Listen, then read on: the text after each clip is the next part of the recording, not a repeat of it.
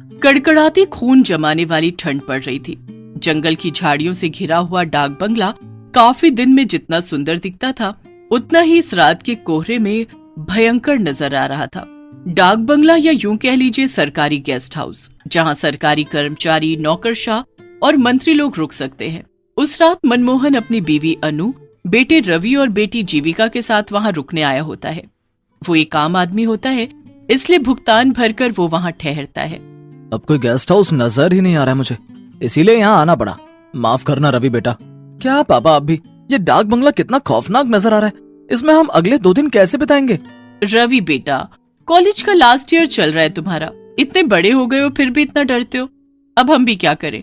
अगले 2 दिनों तक इस गांव से बाहर मौसम खराब होने की आशंका है और साथ ही भूकंप आने की भी। अरे मेरे डरपोक भाई, तुम कब सुधरोगे? अरे उल्टा इस डाक बंगले की खूबसूरती को देखो ना, यहाँ की शांति में कितना सुकून है। उफ। चुप रहो जीविका।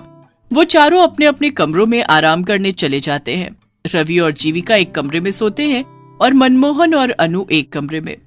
जब जीविका आराम कर रही होती है तभी अचानक से रवि को बाहर से किसी के हंसने की आवाज आती है।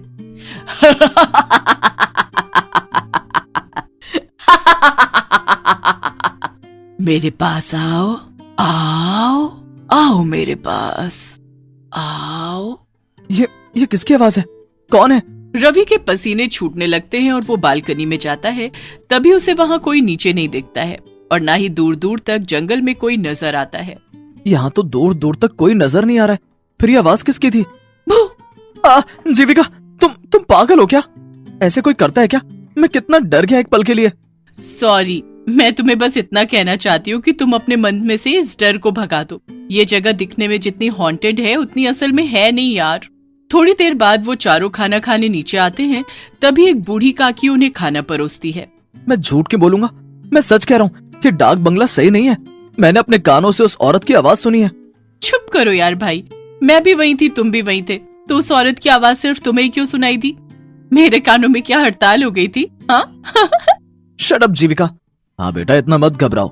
लेकिन पापा। रवि बेटा, जैसा तुम सोचोगे वैसा ही तुम्हें महसूस होगा। तुम बार बार उसी बारे में सोचोगे तो तुम्हें वही सब नजर आएगा, वही महसूस होगा बेटा।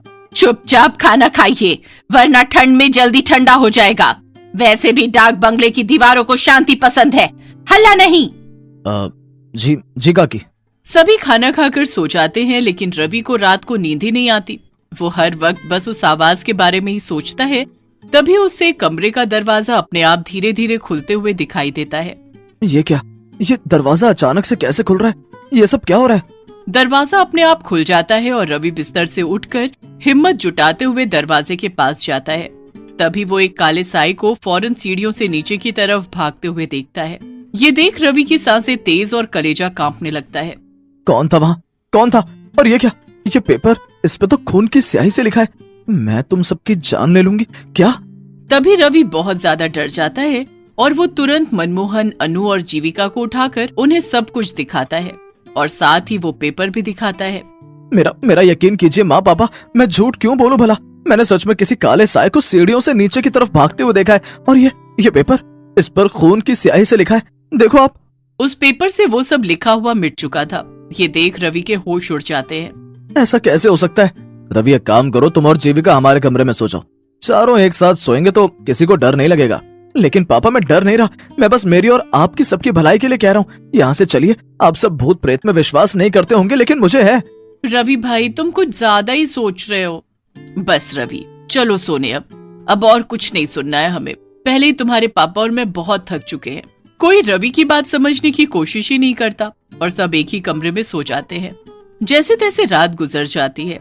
अगले दिन रवि उस बूढ़ी काकी से पूछता है, काकी, यहाँ इस डाक बंगले में केवल मैं और मेरा परिवार ही रुका हुआ है, यहाँ और कोई नहीं रुकता क्या? लोग यहाँ रुकने आते हैं, लेकिन अभी इस समय नहीं है। हटो यहाँ से, मुझे बाहर जाना है। रवि दिन में उस बंगले को अच्छे से देख लेता है। मनमोहन, अनु और जीविका बाहर बैठकर बातें कर रहे होते हैं। अरे रवि भाई, आओ हमारे साथ बैठ जाओ, वरना फिर कोई भूत आकर आपको परेशान कर लेगा। बस जीविका, कितना परेशान करोगी तुम उसे चिढ़ा चिढ़ा कर। ओके बाबा, सॉरी।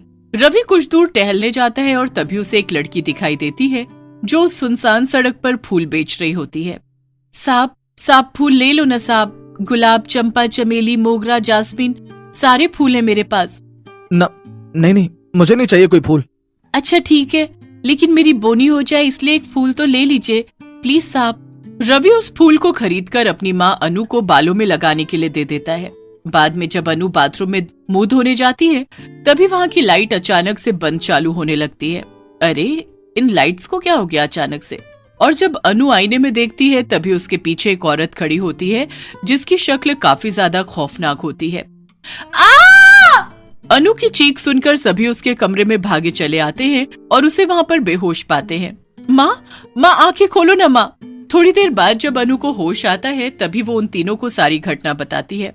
अनु की जुबानी ये सारी बातें सुनकर उन तीनों के पैरों तले जमीन खिसक जाती है। माँ ये सब सच है? हाँ जीविका बेटी, रवि बिल्कुल सच कह रहा था। देखो मैंने कहा था ना आप तीनों से, इस डाक बंगले में जरूर कुछ तो गड़बड़ है।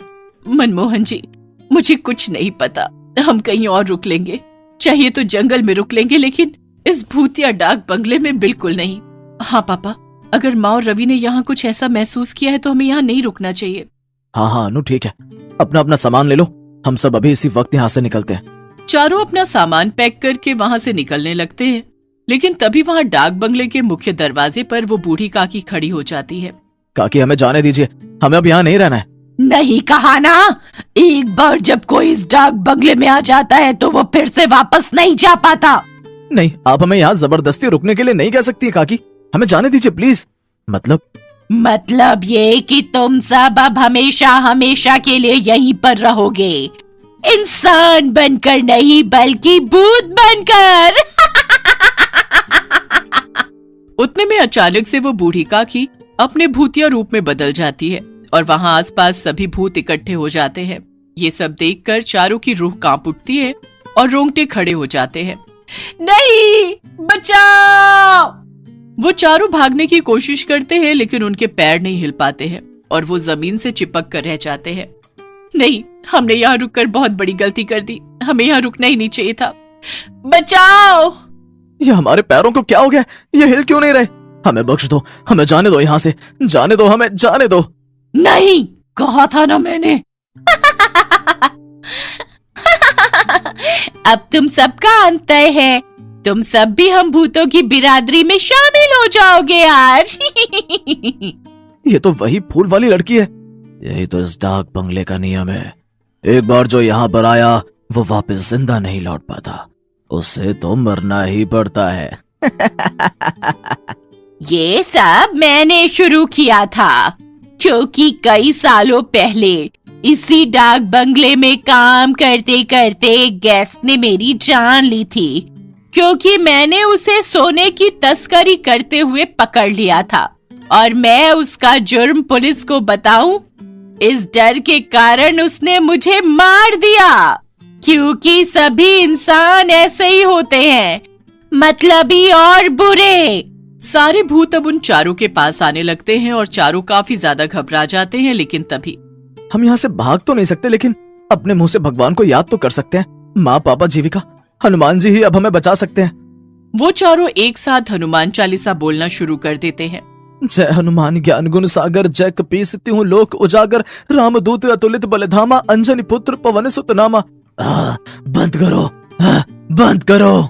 हनुमान चालीसा सुनकर सभी भूतों के कानों से खून निकलने लगता है और सभी एक के बाद एक खत्म होने लगते हैं, जिसके बाद चारों उनकी कैद से आजाद हो जाते हैं और वहाँ से निकल जाते हैं। उस दिन के बाद डाक बंगला भूतों और काली शक्तियों के कहर से मुक्त हो गया।